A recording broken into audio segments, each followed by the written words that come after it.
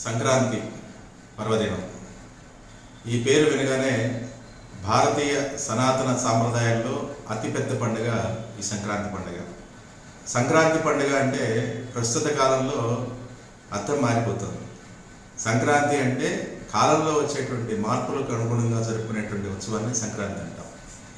ప్రతి నెల కూడా నవగ్రహాల్లో నవగ్రహ నాయకుడైనటువంటి రవి అంటే సూర్యుడు ఒక రాశి నుంచి ఒక రాశికి మారుతూ ఉంటాడు.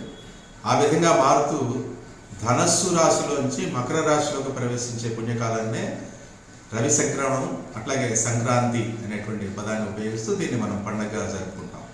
అయితే సంక్రాంతి ఒకరోజు పండగ అసలు ఇది ఏమిటి అనేటువంటిది మనం పరిశీలన చేస్తే, సంక్రాంతి పండగ ప్రకృతిలో వచ్చేటువంటి మార్పుల్ని మనం ఆస్వాదిస్తూ ఉత్సవం జరుపుకోవడాన్ని సంక్రాంతి అని ఇందాక చెప్పుకున్నాం మనం. ఇది ముఖ్యంగా రైతులకి ఏంటంటే ఈ సమయానికి కొత్త ధాన్యం అట్లాగే కొత్త బెల్లం ఇట్లాంటివన్నీ కూడా వస్తూ ఉంటాయి, పంటలన్నీ కూడా వస్తూ ఉంటాయి. ఈ సందర్భంలో కొత్త బెల్లంతో కొత్త బియ్యంతో అరిసెలు వండుకోవడం అట్లాగే సనాతన సాంప్రదాయాల్లో అతిపెద్ద పీట వేసినటువంటి విధంగా ఇందాక మనం అనుకున్నట్టుగా ధనస్సు నుంచి మకర రాశిలోకి రవి ప్రవేశించడానికి ఒక నెల కాలం పాటు పడుతుంది. ఈ నెల ధనస్సులో ప్రవేశించింది మొదలస్సు, మనం ధనస్సు నిలబట్టాం అని చెప్పేసి అంటూ ఉంటాం మనం. ఈ నెల రోజులు కూడా ఈ పండుగ అనేది జరుగుతూనే ఉంటుంది.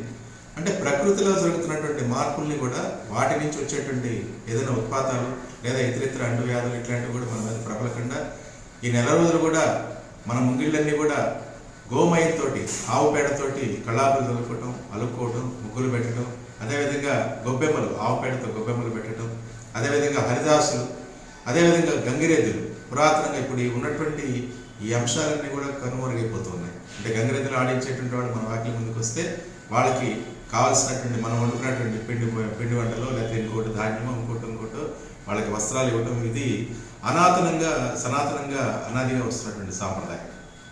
ఇందులో ముఖ్య ఉద్దేశం ఏంటంటే ధనుస్సు నెల రోజులు కూడా ఈ సాంప్రదాయాన్ని మనం అమలుపరుచుకుంటూ ఈ నెల రోజుల్లో కూడా వచ్చినటువంటి పదార్థాలన్నింటితోటి మనం పిండి వంటలు చేసుకోవటం, ఇల్లు వాకిళ్ళు బాగు చేసుకోవటం. ఇందులో వైజ్ఞానిక అంశం ఏంటంటే వాతావరణంలో వచ్చేటువంటి మార్పుల నుంచి మనకి ఆరోగ్యాలకు దెబ్బ లేకుండా ఉండేదానికే కేవలం మనం ఇల్లు వాకిలన్నీ కూడా గోమయంతో అలగటం వల్ల ఎటువంటి బ్యాక్టీరియా అనేది మనకి సోకకుండా ఉంటుంది. అందుకని ముగ్గులు పెట్టే ఉద్దేశం కూడా అదే. అదేవిధంగా కొత్త పదార్థాలతో చేసినటువంటి పిండి పదార్థాలు పిండి వంటలు తినడం వల్ల కూడా ఆరోగ్యంలో కలిగేటువంటి ఏవైతే సమతుల్యత లోపిస్తుందో అవన్నీ కూడా సమానంగా ఉండి ఆరోగ్యానికి ఎట్లాంటి ఇబ్బంది లేకుండా ఉంటూ ఉంటుంది. ముఖ్యంగా వస్తే సంక్రాంతిలో అతిపెద్దమైనటువంటి విషయాలు ఏంటంటే 3 రోజులు పండుగ ఇది. ఈ 3 రోజుల్లో భోగి అట్లాగే సంక్రాంతి అదేవిధంగా కనుమ.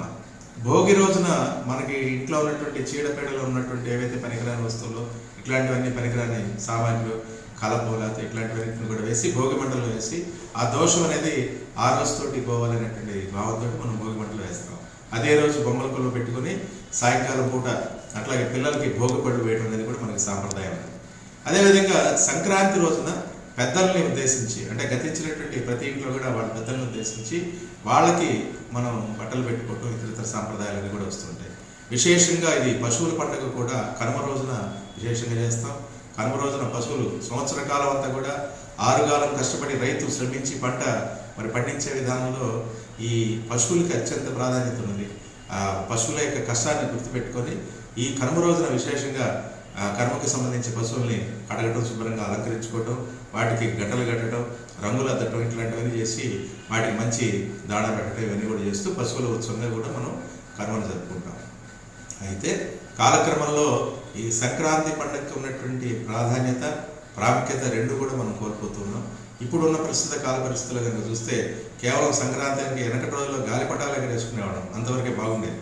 అయితే ఇప్పుడు ఆ స్థానాల్లో ఈ ఎద్దుల పందాలు లేకపోతే కోడి పందాలు పెడుతూ ఉన్నటువంటి వాటిలో ఇప్పుడు చివరికి ఏంటంటే జూదం కింద మారిపోయింది. కోడి పందాలు జూదం కింద మారిపోయినాయి. అదేవిధంగా అనవసరమైనటువంటి ప్యాకెట్లను ఇంకొకటి వ్యసనాలను కూడా బయటకు వస్తున్నాయి. అంటే పండగ యొక్క సాంప్రదాయాల్ని మరుగున పెట్టుకొని అనవసరమైనటువంటి వాటికి ప్రాధాన్యత ఇస్తున్నారు. అందుకని ప్రజలంతా కూడా ఇట్లాంటి జూదము ఇతరితర అంశాలు వీటన్నిటి కూడా పోకుండా మీ అందరి యొక్క ఆరోగ్యం అట్లాగే మీకున్నటువంటి ఆర్థిక స్థితులన్నీ కూడా పరిపుష్టంగా ఉంచుకునే రకంగా ఈ పండుగని సాంప్రదాయంగా చేసుకోవాలి. ముఖ్యంగా ఈ పండగకి గాలిపటాలు ఎగరేసుకునేటువంటి వాళ్ళు నైలాన్ దారాలు వాడమాకండి. చాలామంది పిల్లలు కూడా నైలాన్ దారాల ద్వారా చేతులకు చుట్టుకొని మెడకు చుట్టుకొని ఇబ్బంది పడిన వాళ్ళు చాలామంది ఉన్నారు. ఈ పండుగని శుభేచ్ఛంగా చేసుకోవాలని చెప్పేసి తెలుగు ప్రజలందరికీ కూడా ఈ 3 రోజులు కూడా భోగి, సంక్రాంతి, కనుమ ఈ సంక్రాంతి పండుగ యొక్క విశేష శుభాకాంక్షలు మీ అందరికీ కూడా తెలియజేస్తున్నాను.